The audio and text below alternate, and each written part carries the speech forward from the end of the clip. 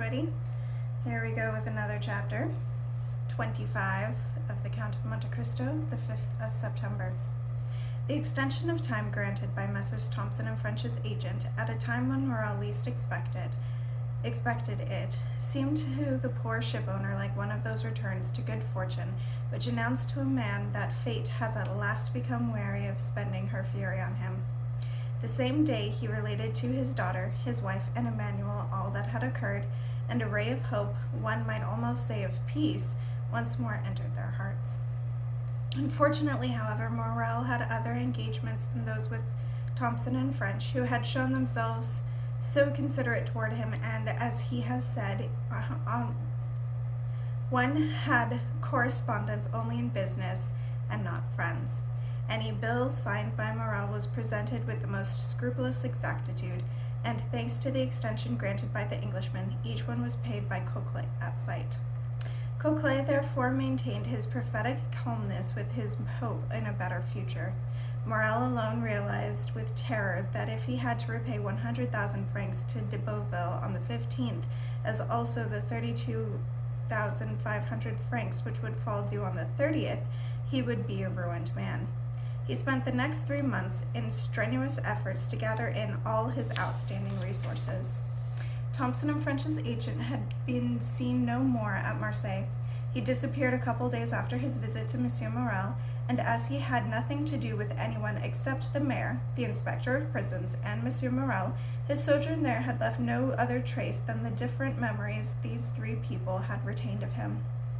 August rolled by in untiring and unsuccessful attempts on the part of Morel to renew his old credit or to open up fresh ones. Then he remembered Danglars, who was now a millionaire and could save Morel without taking a penny from his pocket by guaranteeing a loan.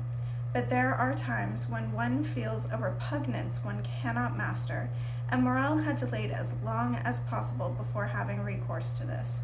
His feeling of repugnance was justified, for he returned from Paris borne down by the humiliation of a refusal.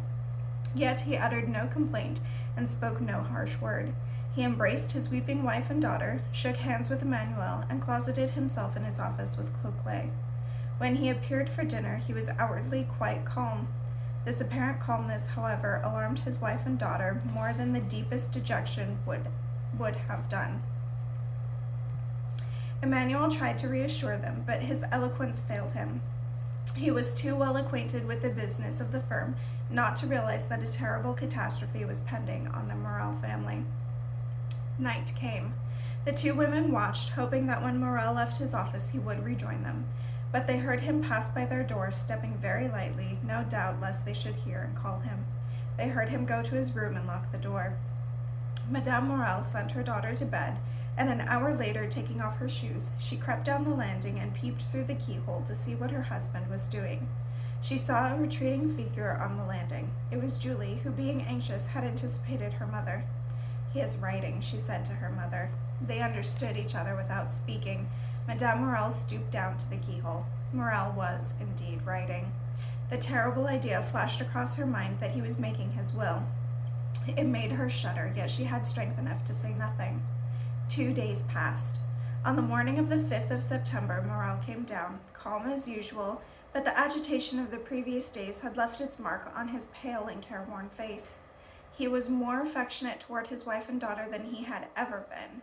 He gazed fondly on the poor child and embraced her again and again. When he left the room, Julie made as if to accompany him, but he pushed her back gently, saying, "Stay with your mother." Julie tried to insist. "I wish it," said Morel. It was the first time Morel had ever said "I wish it" to his daughter, but he said it in a tone of such paternal fondness that Julie dared not advance a step.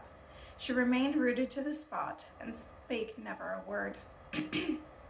An instant later, the door opened again. Julie felt 2 strong arms about her and a mouth pressing a kiss on her forehead. She looked up with an exclamation of joy. "Maximilian, my brother!" At these words, Madame Morel sprang up and, running toward her son, threw herself in his arms. "Mother, what has happened?" said the young man, looking alternately at Madame Morel and her daughter. "Your letter made me feel very anxious, so I hastened to you. Julie, go and tell your father that Maximilian has come," said Madame Morel, making a sign to the young woman. young man. The girl hastened to obey, but on the first stair she met a young man with a letter in his hand. "Are you not Mademoiselle Julie Morel?" he said with a very pronounced Italian accent. "Yes, monsieur," stammered Julie. "What do you wish of me? I do not know you." "Read this letter," said the man, handing her a note. The girl snatched the note from his hands, opened it hastily, and read, "Go this moment to number 15 Allée de Melun. Ask the porter for the key to the room on the 5th floor. Enter the room, take a red silk purse that is on the corner of the mantel shelf, and give it to your father. It is important that he should have it before 11 o'clock. You promised me blind obedience, and now I remind you of that promise. Sinbad, the sailor." Julie uttered an exclamation of joy, yet even in her joy she felt a certain uneasiness. Was there nothing to fear? Was this not all a trap that had been laid for her? She hesitated and decided to ask advice, but a strange feeling urged her to apply to Emmanuel rather than to her brother or her mother. She told him all that had happened the day Thompson and French's agent came to see her father, repeated the promise she had made, and showed him the letter. "You must go, mademoiselle," Emmanuel said, "and I shall go with you." "Then it is your opinion, Emmanuel," said the girl with some misgiving, "that I should carry out these instructions." "Listen," he said, "today is the 5th of September, and at 11 o'clock your father must pay out nearly 300,000 francs, whereas he does not possess 15,000. What will happen then? If your father has not found someone to come to his aid by 11 o'clock, he will be obliged by 12 o'clock to declare himself bankrupt." "Come along then, come," cried Julie, pulling Emmanuel after her.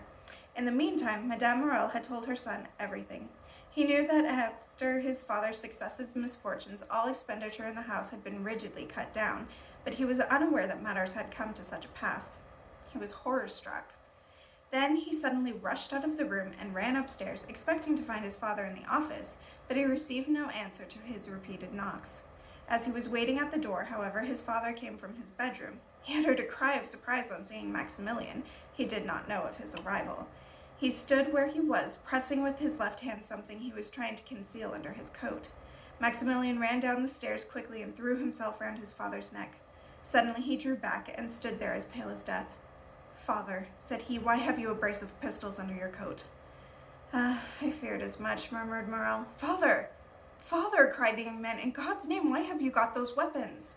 "Maximilian, you are a man, and a man of honor," replied Morel, looking at his son with a fixed stare.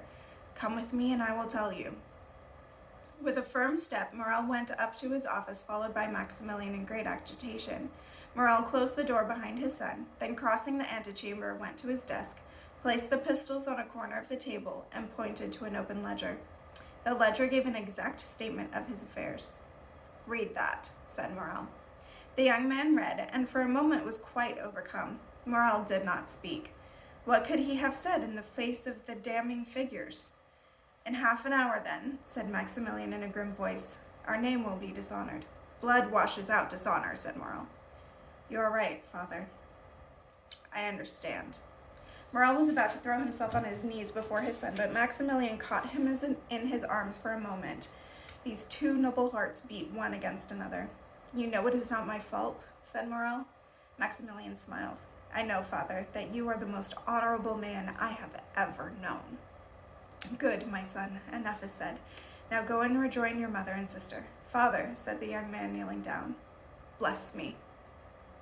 Morel seized his son's head between his two hands, and pressing his lips to it again and again, said, "Yes, yes, I bless you in my own name and in the name of 3 generations of irreproachable men. See to it, my son, that our name shall not be dishonored. Work, fight zealously and courageously. See that you, your mother, and sister expend only what is strictly necessary, so that the sacred trust I leave to you of repaying my debts of honor may be speedily fulfilled. Think how glorious the day will be, how grand and solemn, when you can restore all. And when, sitting at this same desk, you will say, 'My father died because he could not do what I am doing today, but he died in peace and at rest because he knew he could put his faith in me.' Oh, father, father," cried the young man, "if only you could live. I should have looked upon as a man who was broken his word and failed his engagements. If I lived, you would be ashamed of my name. When I am dead, you will raise your head and say, I am the son of him who killed himself because, for the first time in his life, he was unable to keep his word. Now, continued Morel, leave me alone and keep your mother away. Once more, farewell. Go, go, I need to be alone. You will find my will in the desk in my room. When his son had gone, Morel sank into his chair and looked up at the clock. He had only 7 minutes left, and the hands seemed to move round with incredible rapidity.